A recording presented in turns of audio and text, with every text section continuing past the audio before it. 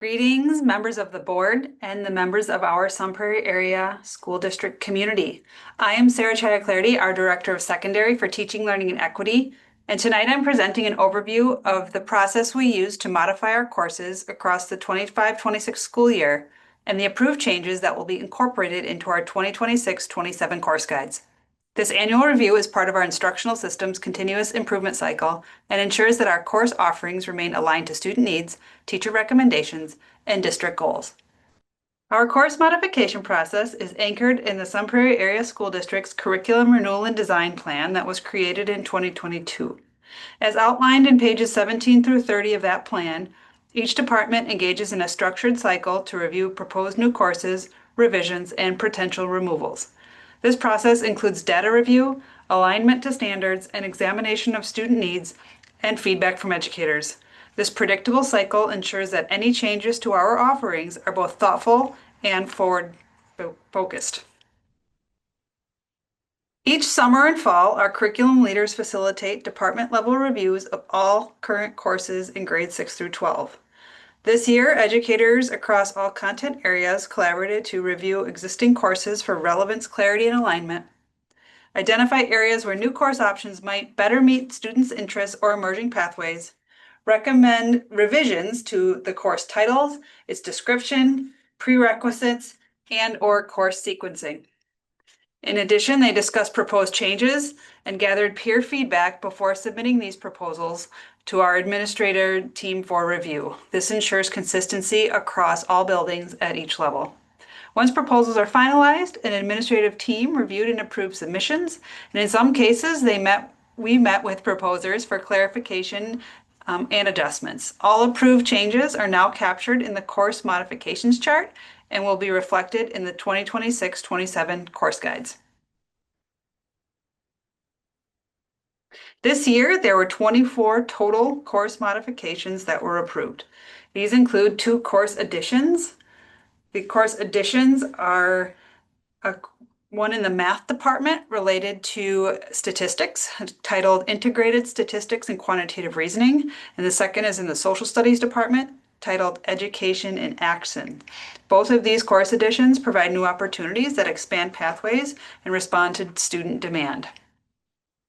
We had 13 course revisions, which were updates that improved clarity, scope, or sequencing within various departments. There were 3 course addition/revision/replacements, where new courses take the place of existing one, and this was in particular to AP Pre-Calculus, replacing just Pre-Calculus. So instead of Pre-Calculus, both AP as a standalone as well as our bundled options now have the AP version. There were 2 title changes. Those title changes were designed to ensure that the course names more accurately reflect student learning outcomes. There were 2 course deletions. The deletions were brought forward by educators due to consistently low enrollment, which meant that the courses hadn't been running for at least 3 years. There were also 2 courses that were impacted by graduation requirement changes.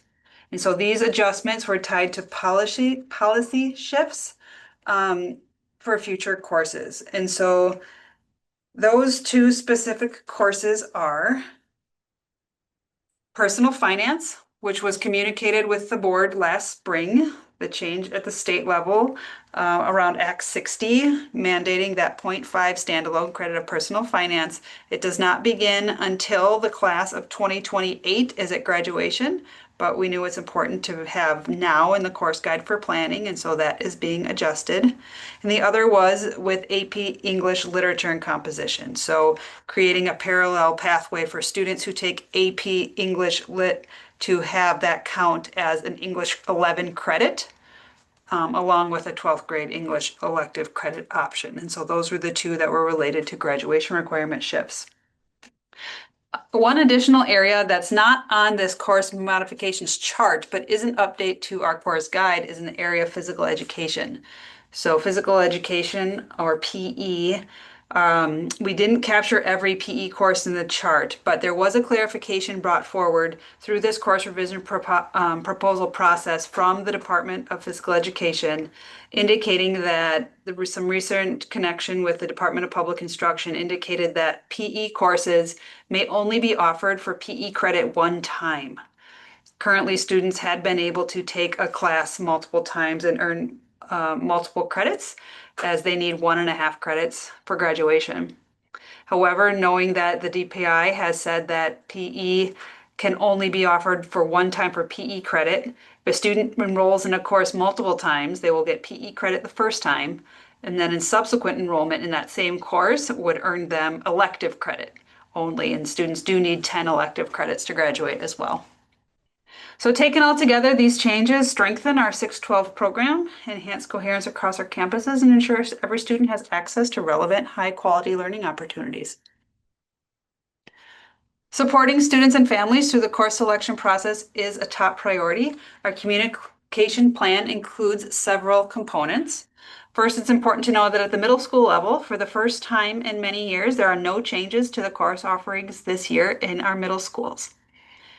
We have a single unified 6th through 8th grade guide, and that is shared with all families beginning in winter break. And then there is the clear communication and information at the middle school level in that guide that explains what those courses are. At the high school level, we have a unified course guide that serves all of our students at East and at West High School across grades 9 through 12. The departments have been updating the charts that are embedded within that course guide, along with sequencing tables and flowcharts.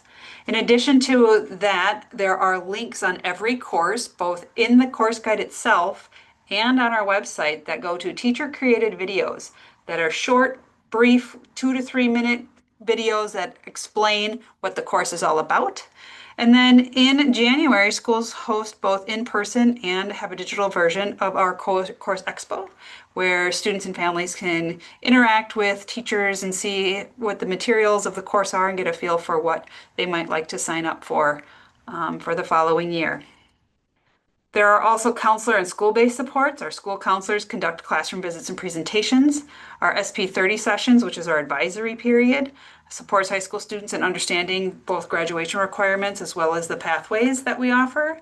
And our 8th graders begin building those pathways with their 4-year blueprints for the subsequent 4 years that are revisited during those SP30 sessions to see what adjustments need to be made. These efforts ensure that students and families have multiple entry points to access information, ask questions, and make informed decisions about their students' academic trajectories. Thank you for your time and attention. Our educators have dedicated significant effort to reviewing, refining, and strengthening our 6th through 12th grade courses, as well as the revisions that are being showcased here at high school. These updates reflect our commitment to maintaining rigorous, relevant, and equitable learning opportunities for all students. I'm happy to answer any questions that the board may have at our upcoming meeting on November 24th. Thank you.